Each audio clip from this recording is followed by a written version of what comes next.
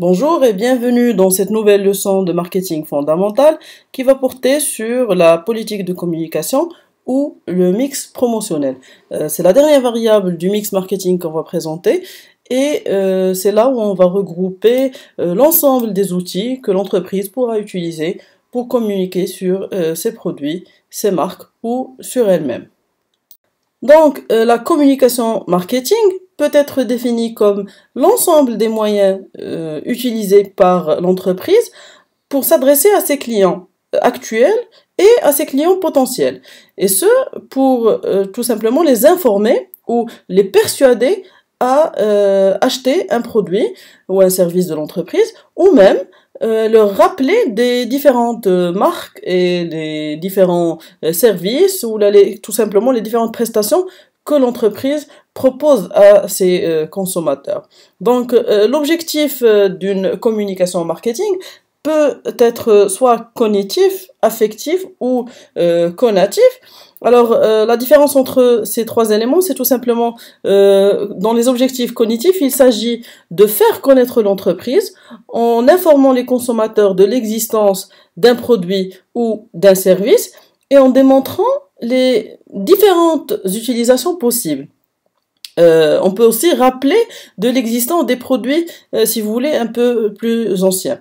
Ici, je peux donner l'exemple, si on veut, on peut annoncer l'ouverture d'un nouveau point de vente, et en même temps, on va rappeler l'existence des anciens points de vente qui existent un petit peu partout sur le territoire géographique de l'entreprise.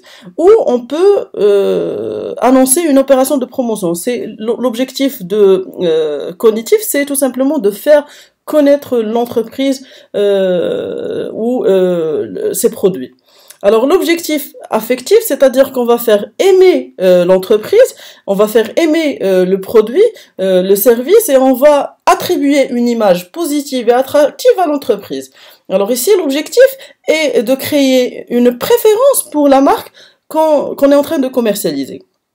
L'objectif conatif, là, il s'agit de faire agir le consommateur. On va stimuler un achat immédiat, c'est l'objectif, en ayant par exemple recours à une opération de promotion, c'est-à-dire on va mettre à la disposition des consommateurs des bons de réduction, ou on va présenter un stand avec des échantillons gratuits, avec des coupons de réduction, etc.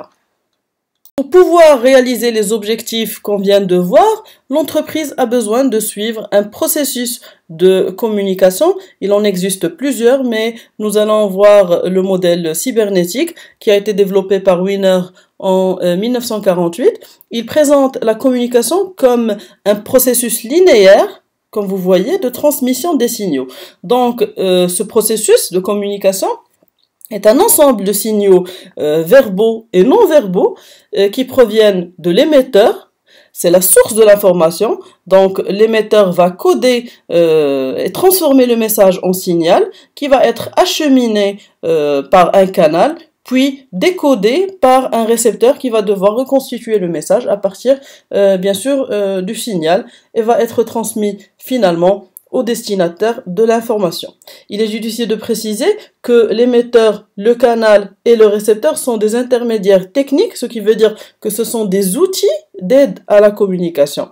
Bien sûr, alors ce processus est souvent interrompu par ce qu'on appelle du bruit. C'est tout élément perturbateur et il va perturber la transmission du message et peut bloquer l'information, c'est-à-dire le signal va être, si vous voulez, détérioré et donc le processus de communication sera affecté. Alors, ce modèle cybernétique intègre aussi la notion de feedback.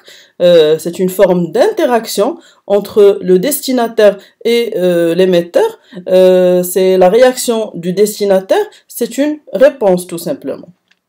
Alors, quand on parle de type de communication, on parle directement des différents outils que l'entreprise utilise pour communiquer, soit sur elle-même, soit sur ses produits ou ses marques, bien sûr. Alors, nous avons d'un côté la communication institutionnelle ou la communication corporate. Cette communication concerne la promotion de l'image de l'entreprise auprès de ses consommateurs. Alors, pour réussir, bien sûr, cette communication, l'entreprise repose sur des outils telles que la relation publique, les relations avec la presse, le sponsoring, le mécénat et la publicité institutionnelle. Nous allons expliquer tous ces concepts par la suite. Et d'un autre côté, nous disposons d'une communication commerciale. Alors cette communication concerne la promotion de l'offre commerciale de l'entreprise. C'est une commerciale qui est plutôt centrée sur les produits et services de l'entreprise et aussi sur ses marques. Alors, elle aussi, elle propose différents outils, on va dire, qui sont associés à ce type de communication, notamment la publicité commerciale, le marketing direct, la promotion des ventes aussi. Ces concepts aussi vont être expliqués par la suite. Maintenant, et pour réaliser une bonne stratégie de communication, nous devons suivre des étapes pour aboutir à la réalisation des objectifs de l'entreprise en matière de communication, bien sûr. Alors, la première étape consiste à traduire les objectifs marketing de l'entreprise en objectifs de communication. Alors, vous savez, les objectifs marketing peuvent être, par exemple, l'augmentation des parts de marché pour un produit ou l'augmentation du chiffre d'affaires. Par contre, pour les objectifs de communication, elles doivent être, on va dire, elles doivent aider les objectifs marketing à être réalisés. Par exemple, on peut faire connaître un produit pour augmenter le nombre de ventes. On peut inciter les consommateurs à essayer ou à aimer un produit. Voilà. Alors juste après, l'entreprise doit procéder au choix des cibles. Et ici, elles peuvent être externes, c'est-à-dire les clients, les prescripteurs, les médias, ou des cibles internes, c'est-à-dire les salariés même de l'entreprise, les commerciaux, la force de vente. Sinon, les cibles peuvent être aussi commerciales ou non commerciales. Pour les cibles commerciales, c'est les consommateurs, les distributeurs, aussi les prescripteurs. Et les cibles non commerciales, c'est les partenaires institutionnels, les administrations, les médias, etc.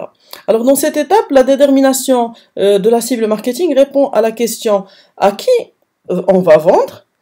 Et pour les cibles, si vous voulez, communication, cela consiste à répondre à la question à qui on parle tout simplement. Alors ensuite, l'entreprise devra procéder à l'identification de son budget communication, et ce, en fonction des ressources financières, bien sûr, de l'entreprise. Alors en principe, ce qui se fait en pratique, c'est que l'entreprise prévoit en général un pourcentage du chiffre d'affaires pour le budget communication. Voilà.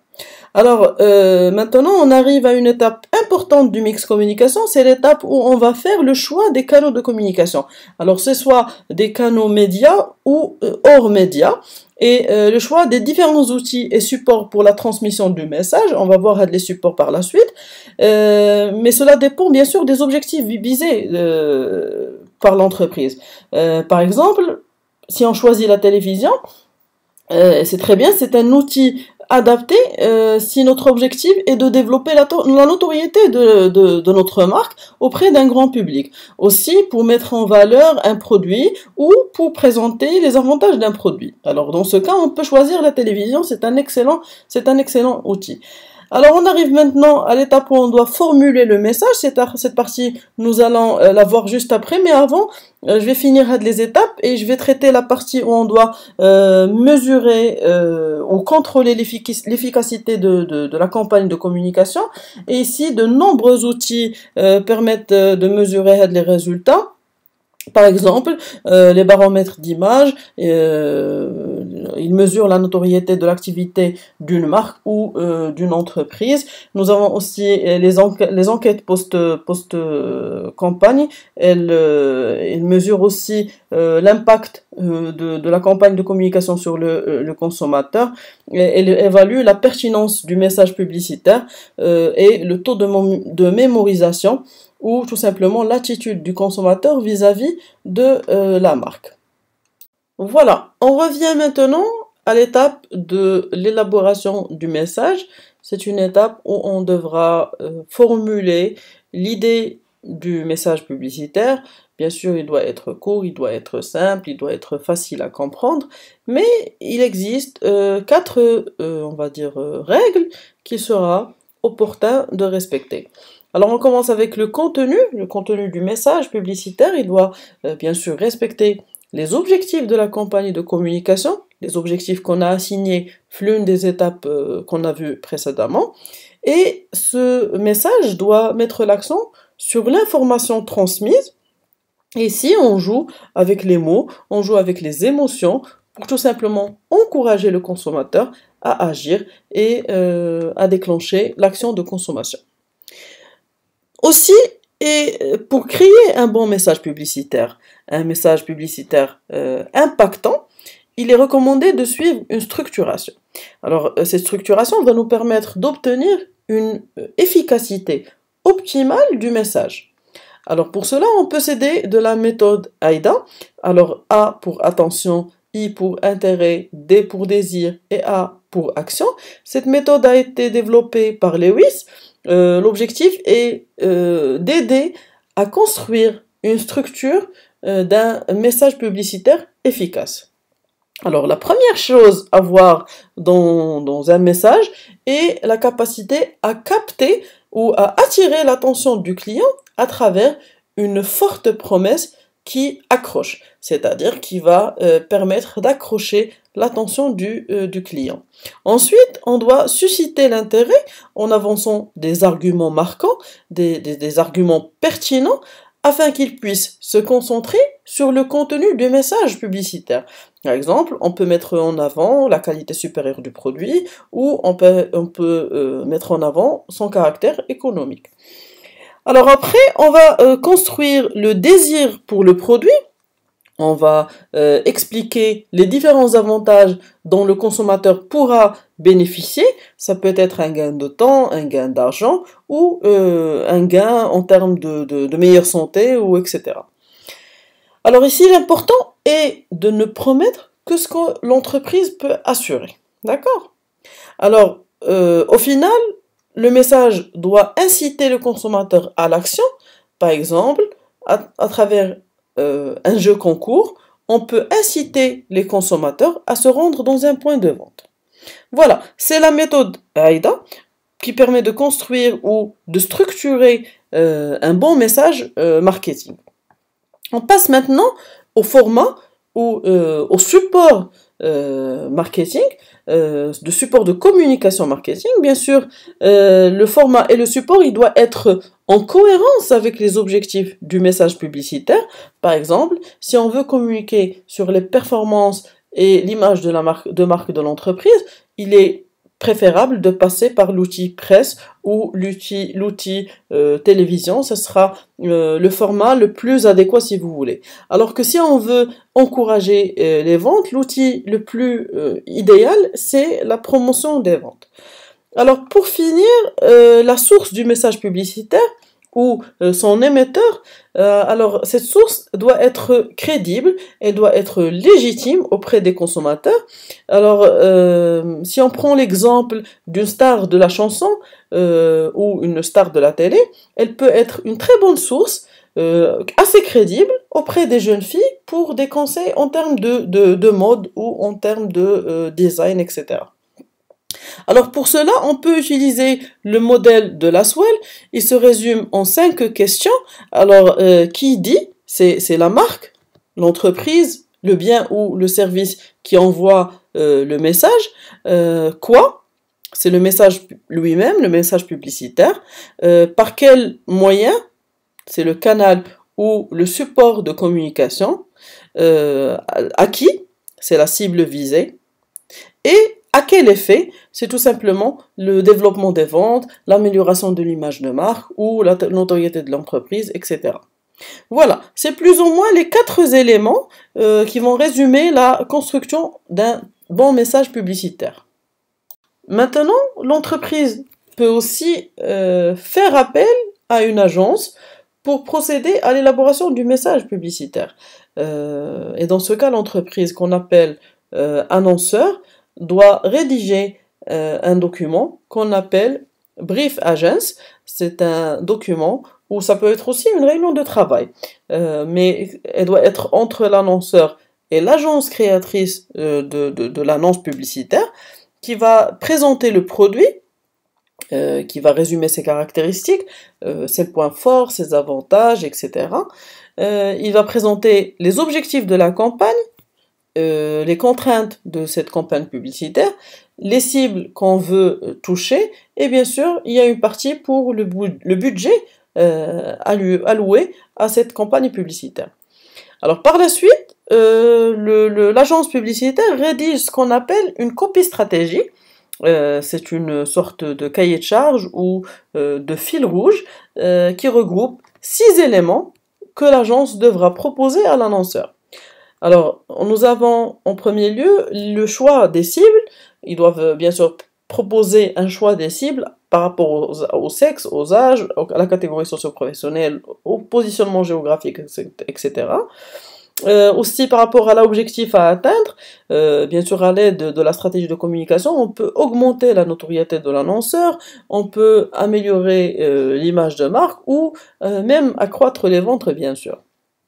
On arrive maintenant aussi à la promesse, c'est un élément très important, c'est tout simplement le message qu'on va communiquer à la cible.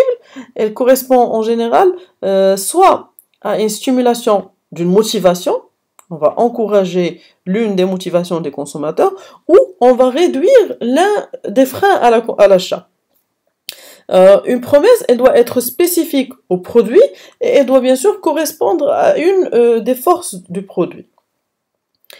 La preuve va venir accréditer cette promesse. C'est une illustration concrète et facilement compréhensible de la promesse, bien sûr, afin de renforcer sa crédibilité et justifier la promesse de base.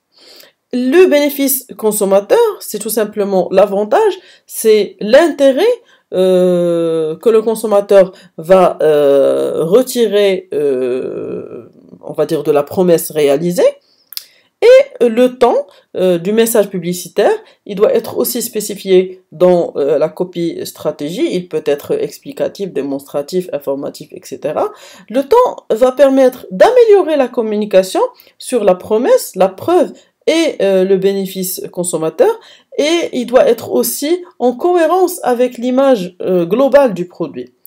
Alors, en parallèle à l'élaboration du message, l'agence publicitaire doit mettre en place un media planning, c'est une sorte de stratégie qui consiste à sélectionner les médias les plus adaptés à la campagne en cours et aussi le choix des différents supports pour atteindre la cible visée. Alors maintenant, on va voir un petit peu les différents canaux de communication.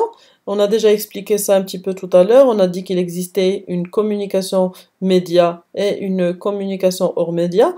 Mais avant cela, j'aimerais bien expliquer le concept de publicité. Alors, c'est un outil qui permet d'informer les consommateurs de l'existence d'un produit ou d'un service et de les convaincre d'acheter ce produit. Alors cette opération peut être réalisée à travers des canaux de communication de masse appelés des canaux ou la communication média.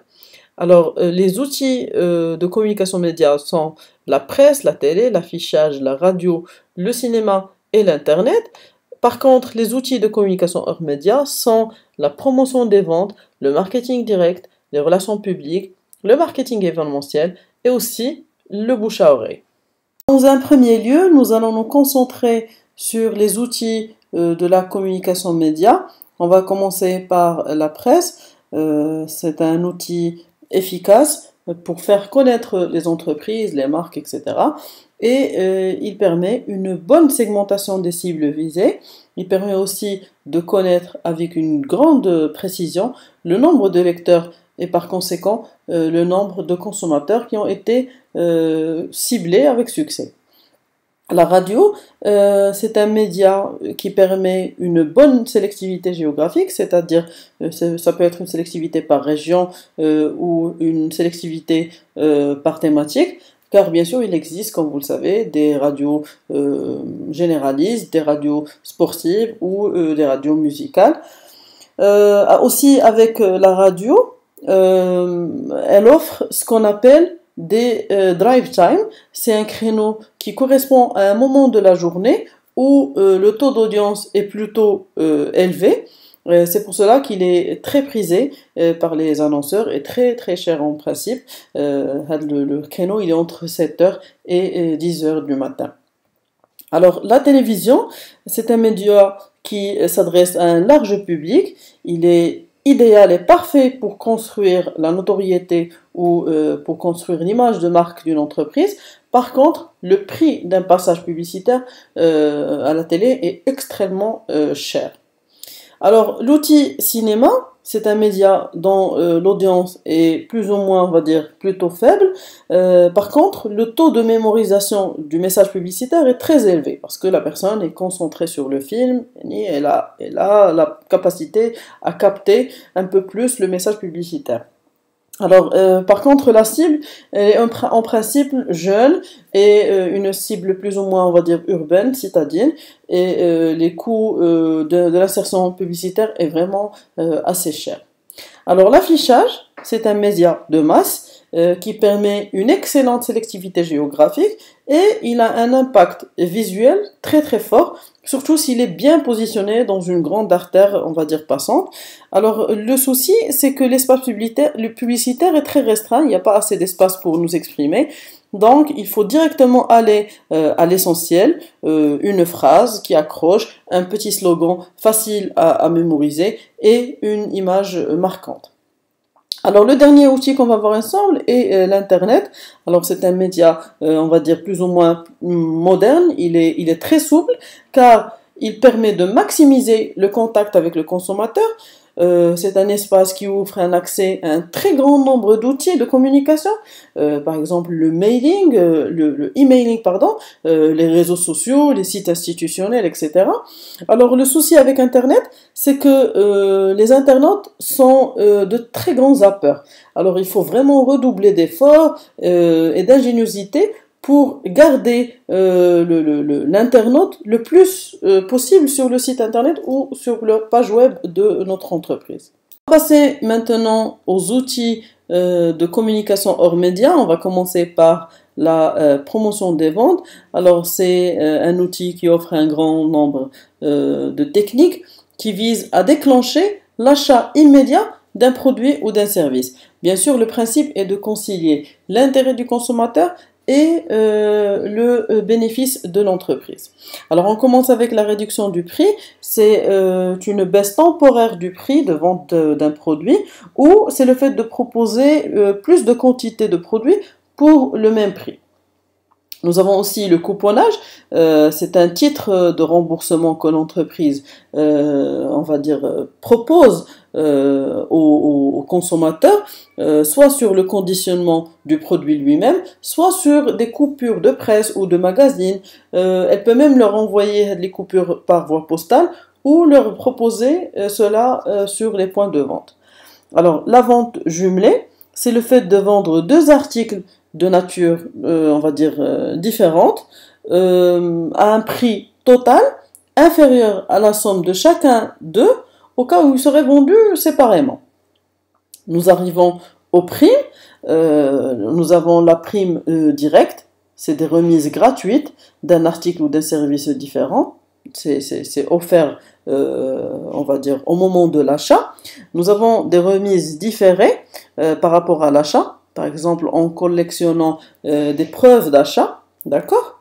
Nous avons des primes contenant, c'est le fait d'offrir un conditionnement du produit qui peut être réutilisable et une prime autopayante, c'est lorsqu'on vend un produit à un prix réduit contre une preuve d'achat d'un autre produit. Toujours dans le cadre de la promotion des ventes, qui relève de la communication hors média, nous disposons aussi d'autres techniques de promotion des ventes, notamment les jeux de loterie. Ce sont des opérations qui permettent aux participants d'espérer un gain grâce aux jeux de hasard. On dispose aussi des jeux de concours. Ce sont aussi des opérations qui permettent aux participants de gagner des lots en nature ou en espèces, mais cette fois-ci grâce à la participation d'une épreuve qui nécessite soit de l'intelligence, soit de la recherche, du bon sens, ou tout simplement le fait d'atteindre un certain nombre de résultats ou d'objectifs. Nous avons aussi la promotion des ventes à travers l'échantillon. C'est le fait de présenter un produit, un échantillon de produits grâce à un stand sur le lieu de vente. Cela permet à celui qui va recevoir l'échantillon d'apprécier la qualité de notre produit. Aussi, nous avons la publicité sur les lieux de vente, qu'on appelle PLV. C'est le fait de présenter un produit grâce à un stand sur le lieu de vente. L'objectif est de valoriser la présentation de notre produit sur le lieu de vente. Et en final, nous avons ce qu'on appelle le street marketing. C'est le fait de communiquer, on va dire, à travers des lieux publics pour promouvoir un événement ou un produit ou une marque. Cela permet au public, bien sûr, de mieux connaître le produit que l'entreprise offre à ses clients. Un autre outil de la communication hors média, cette fois-ci c'est le marketing direct.